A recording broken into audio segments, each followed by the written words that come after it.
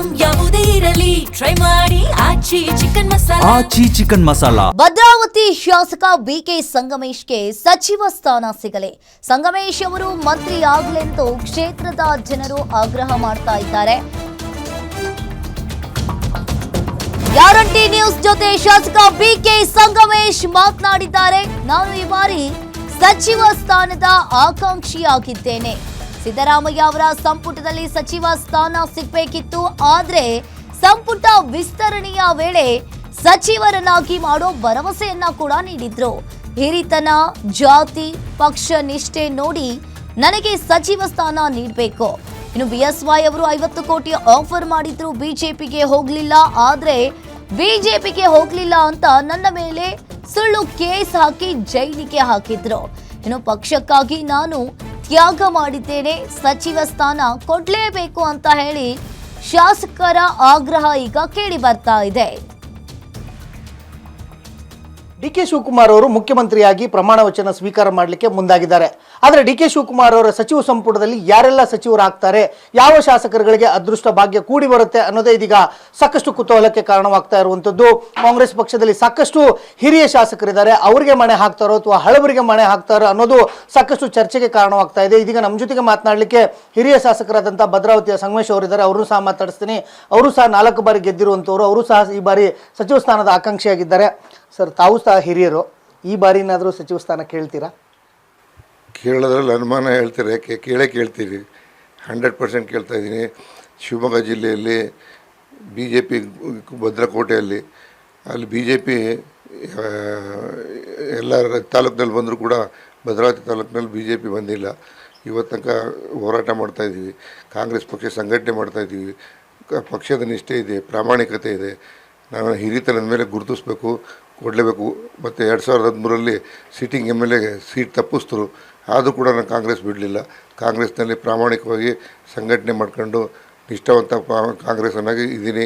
ಜೊತೆಗೆ ಯಡಿಯೂರಪ್ಪನವರು ನಾವು 50 ಕೋಟಿ ದುಡ್ಡು ಮಂತ್ರಿ ಕೊಡ್ತೀನಿ ಅಂತ ಹೇಳಿದರು 2008-09ರಲ್ಲಿ. ನಾನು ಅವಾಗ ಹೋಗಲಿದ್ದಕ್ಕೋಸ್ಕರ ನನ್ನನ್ನು ಯಾವುದೋ ಒಂದು ವಿಚಾರದಲ್ಲಿ ನನ್ನನ್ನು ಜೈಲಿಗೆ ಕಳಿಸಿದ್ರು, ನನ್ನನ್ನು, ನನ್ನ ಮಕ್ಕಳನ್ನು. ಆದರೂ ಕೂಡ ನಾವು ಎದೆಗೊಂದಲಿಲ್ಲ. ಪಕ್ಷಕ್ಕೋಸ್ಕರ ಪ್ರಾಮಾಣಿಕವಾಗಿದ್ದೀವಿ. ನನಗೆ ಪಕ್ಷನೇ ತಂದೆ ತಾಯಿ, ಪಕ್ಷನೇ ನನಗೆ, ಪಕ್ಷದ ನಿಷ್ಠೆ ಪ್ರಾಮಾಣಿಕವಾಗಿದೆ. ಈಗಲೂ ನನಗೆ ಗುರುತಿಸ್ತಾರೆ. ಗ್ಯಾರಂಟಿ ಇದೆ. ಸಿದ್ದರಾಮಯ್ಯನವರು, ಸನ್ಮಾನ್ಯ ಸಿದ್ದರಾಮಯ್ಯ ಸಾಹೇಬರು, ನಮ್ಮ ಮುಖ್ಯಮಂತ್ರಿಗಳಾದಂಥ ಡಿ ಕೆ ಶಿವಕುಮಾರ್ ಸಾಹೇಬರು ನನಗೆ ಕೊಡ್ತಾರೆ ಅಂತ ನಂಬಿಕೆ ಇದೆ, ವಿಶ್ವಾಸ ಇದೆ. ಕೊಡಲೇಬೇಕು. ಇಲ್ಲ ಹೋದರೆ ಅವರಿಗೆ ನಾನು ಮುಂದಿನ ದಿನಗಳಲ್ಲಿ ಏನು ಉತ್ತರ ಕೊಡಬೇಕು ಕೊಡ್ತೀನಿ. ಅಂದರೆ ಈಗ ತಾವು ಸಹ ಪಕ್ಷಕ್ಕೆ ಸಾಕಷ್ಟು ತ್ಯಾಗ ಮಾಡಿದ್ದೀರಾ, ದುಡ್ದಿದ್ದೀರಾ. ಭದ್ರಕೋಟೆಯಲ್ಲಿ, BJPಯ ಭದ್ರಕೋಟೆಯಲ್ಲಿ ಕಾಂಗ್ರೆಸ್ ಭದ್ರಕೋಟೆಯನ್ನು ಕಟ್ಟಿದ್ದೀರಾ. ಆ ನಿಟ್ಟಿನಲ್ಲಿ ಕೇಳ್ತಾ ಇರುವಂಥದ್ದು ಅಥವಾ ಹಿರಿಯತನದ ಆಧಾರದ ಮೇಲೆ ಕೇಳ್ತಾ ಇರುವಂಥದ್ದು, ನಮಗೊಂದು ಅವಕಾಶವನ್ನು ಜಾತಿ ಕೋಟಾದಲ್ಲಿ ಕೇಳ್ತಾ ಇರುವಂಥದ್ದು? ಜಾತಿ ಕೋಟಾದಲ್ಲೂ ಕೇಳ್ತಾ ಇದ್ದೀನಿ, ಹಿರಿತನದಲ್ಲೂ ಕೇಳ್ತಾ ಇದ್ದೀನಿ, ಪಕ್ಷದ ನಿಷ್ಠೆಯಿಂದ ನಿಷ್ಠಾವಂತನಾಗಿರೋದ್ರಿಂದ 3ರಿಂದನೂ ಕೇಳ್ತಾ ಇದ್ದೀನಿ. ಇದನ್ನು ಗುರುತಿಸ್ಬೇಕು. ಇಲ್ಲಾಂದರೆ ಮುಂದಿನ ದಿನಗಳಲ್ಲಿ ಕಾಂಗ್ರೆಸ್ ಪಕ್ಷದ ಬಗ್ಗೆ ಜನ ಒಳ್ಳೆಯ ಅಭಿಪ್ರಾಯ ಇಟ್ಕೊಳ್ಳಲ್ಲ. ಯಾಕೆಂದರೆ ಸೀನಿಯರ್ಗಳಿಗೆ ಕೊಡಲ್ಲ ಮತ್ತು ಲಿಂಗಾಯತರುಗಳಿಗೆ ಗುರುತಿಸಲ್ಲ ಅಂಥೇಳಿ ಒಂದು ಆರೋಪ ಬರುತ್ತೆ. ಹಾಗಾಗಿ ಮುಂದಿನ 28ನೇ ಚುನಾವಣೆ ದೃಷ್ಟಿಯಲ್ಲಿ ಇಟ್ಕೊಂಡು, ಪಾರ್ಲಿಮೆಂಟ್ ಚುನಾವಣೆ ದೃಷ್ಟಿ 2029 ಇಟ್ಕೊಂಡು ಜಾತಿವಾರು ಪಕ್ಷಕ್ಕೆ ನಿಷ್ಠೆ ಇದ್ದರು ಪ್ರಾಮಾಣಿಕರಿಗೆ ಗುರುತಿಸಿ ಕೊಡಬೇಕು. BJP JDSನವ್ರು ಬಂದವರಿಗೆ ಮಣೆ ಹಾಕಬಾರ್ದು. ಮೊದಲನೇ ಆದ್ಯತೆ ಕಾಂಗ್ರೆಸ್ನಲ್ಲಿ ಯಾರು 30-40 ವರ್ಷದಿಂದ ನಿಷ್ಠೆಯಿಂದ ಇದ್ದಾರೋ ಅವ್ರಿಗೆ ಗುರುತಿಸ್ಬೇಕು ಅನ್ನೋದೇ ನನ್ನ ಉದ್ದೇಶ. ಅಂದರೆ ಮೂಲ ಕಾಂಗ್ರೆಸ್ಸಿಗರಿಗೆ ಸಚಿವ ಸ್ಥಾನ ಸಿಗಬೇಕು ಅನ್ನೋದು ತಮ್ಮ ಆಯ್ಕೆ. ಮೂಲ ಕಾಂಗ್ರೆಸ್ದವರಿಗೆ ಸಿಕ್ಕಿದ್ರೆ ಅದೊಂದು ಗೌರವ, ಕೊಡಲೇಬೇಕು. ಅದು ಧರ್ಮ ಹೇಳುತ್ತೆ, ದೇವರು ಮೆಚ್ಚುವಂಥ ಕೆಲಸ ಅದು. ಅದು ಬಿಟ್ಟು JDS BJPಯಿಂದ ಬಂದಂಥವರಿಗೆ ಮಣೆ ಹಾಕಿದ್ರೆ ಅದು ಕಾರ್ಯಕರ್ತರಿಗೆ ನೋವಾಗುತ್ತೆ. ಹಾಗಾಗಿ ನಿಷ್ಠೆಯಿಂದ ದುಡಿದಂಥ ಕಾರ್ಯಕರ್ತರಿಗೆ, ನಿಷ್ಠೆಯಿಂದ ಪಕ್ಷದಲ್ಲಿ ನಾಯಕತ್ವವನ್ನು ಬೆಳೆಸ್ಕೊಂಡವರಿಗೆ ಕೊಟ್ಟರೆ ಮುಂದೆ ಪಕ್ಷಕ್ಕೆ ಒಳ್ಳೆಯದಾಗುತ್ತೆ. ಡಿ ಕೆ ಶಿವಕುಮಾರ್ ಅವರು ಸಹ ತಮಗೆ ಸಾಕಷ್ಟು ಆಪ್ತರು. ಅವ್ರ ಬಳಿ ಈ ಕುರಿತಂತೆ ಏನಾದರೂ ಚರ್ಚೆ ಮಾಡಿದ್ದೀರಾ? ಅವರಿಂದ ಏನು ಆಶ್ವಾಸನೆ ಸಿಕ್ಕಿದೆ? ಅವರು ನನಗೆ ಮೊದಲನೇ ಬಾರಿಗೆ ಟ್ರೈ ಮಾಡಿದರು. ಆವಾಗ ಸಿದ್ದರಾಮಯ್ಯ ಸಾಹೇಬರು ನನಗೆ ಮುಂದಿನ ಸಲ ಮಾಡ್ತೀನಿ ಅಂತ ಹೇಳಿದರು. ಅದನ್ನು ಡಿ ಕೆ ಶಿವಕುಮಾರ್ ಕೂಡ ಇದೊಂದು ಸಲ ತಡೆಯಪ್ಪ, ನೆಕ್ಸ್ಟು ಮಂತ್ರಿಮಂಡಲ ರಚನೆ ಆದಾಗ ಕೊಡ್ತೀನಿ ಅನ್ನೋದಂಥ ಮಾತನ್ನು ಕೊಟ್ಟಿದ್ದರು. ಅವ್ರ ಮೇಲೆ ನಮಗೆ ಸಂಪೂರ್ಣ ವಿಶ್ವಾಸ ಇದೆ. ಅವರು ನಮ್ಮ ನಾಯಕರು, ಅವರು ನಮ್ಮ ಕುಟುಂಬದ ಸದಸ್ಯರಿದ್ದಂಗೆ ಡಿ ಕೆ ಶಿವಕುಮಾರ್ ಅವರು. ಹಾಗಾಗಿ ಅವರು ನಮಗೆ ಕೊಡ್ತಾರೆ ಅನ್ನತಕ್ಕಂಥ ನಂಬಿಕೆ ಅಚಲ ವಿಶ್ವಾಸ ಇದೆ. ಈಗಾಗಲೇ ಕೆಲವರು ಅಂದರೆ 8ರಿಂದ 10 ಜನರನ್ನ ಶಾಸಕರುಗಳನ್ನ ಸಚಿವ ಸಂಪುಟಕ್ಕೆ ಸೇರ್ಪಡೆ ಮಾಡಿಕೊಂಡು ಮುಖ್ಯಮಂತ್ರಿ ಪ್ರಮಾಣ ವಚನ ಸ್ವೀಕಾರ ಮಾಡಲಿಕ್ಕೆ ಡಿ ಕೆ ಶಿವಕುಮಾರ್ ಅವರು ನಿರ್ಧರಿಸಿರುವಂಥದ್ದು. ಅದರ ಆ ಪಟ್ಟಿಯಲ್ಲಿ ತಮ್ಮ ಹೆಸರು ಇದೆಯಾ ಅಂತ? ಅದು ನನಗೆ ಗೊತ್ತಿಲ್ಲ, ಪಟ್ಟಿ ಬಂದ ಮೇಲೆ ಗೊತ್ತಾಗೋದು. ನನ್ನ ಅನಿಸಿಕೆ ಫಸ್ಟು ಸೀನಿಯರ್ಗಳು ಹಳೆ ಸಚಿವರನ್ನು ಅನುಭವ ಸಚಿವರು ಅಂತ ಅಂತಾರೆ. ಎರಡನೇ ಸಲ ಈ ರಾಜ್ಯಸಭಾ ಚುನಾವಣೆ ಮತ್ತು MLC ಚುನಾವಣೆ 18-20 ಜೂನ್ 18 ರಾಜ್ಯಸಭಾ ಚುನಾವಣೆ, 20 ವಿಧಾನ ಪರಿಷತ್ ಚುನಾವಣೆ, ಅವೆರಡು ಮುಗಿದ ನಂತರ ಎರಡನೇ ಲೀಸ್ಟ್ನಲ್ಲಿ ನಮ್ಮನ್ನು ತಗೊಳ್ತಾರೆ ಅಂತಕ್ಕಂಥ ನಂಬಿಕೆ ವಿಶ್ವಾಸ ಇದೆ. ತಾವು ಸಾಕಷ್ಟು ಸರಳತೆ ಮತ್ತು ಸೌಜನ್ಯದಿಂದ ಇರುವಂಥವ್ರು, ಆದರೆ ನಿಮ್ಮ ಅಭಿಮಾನಿಗಳು ಈ ಸಾರಿ ಸಂಗಮೇಶ್ ಅವರಿಗೆ ಕೊಡಲೇಬೇಕು ಅನ್ನೋದು ಪಟ್ಟನ ಹಿಡಿದುಕೊಂಡು ಕೂತಿದ್ದಾರೆ.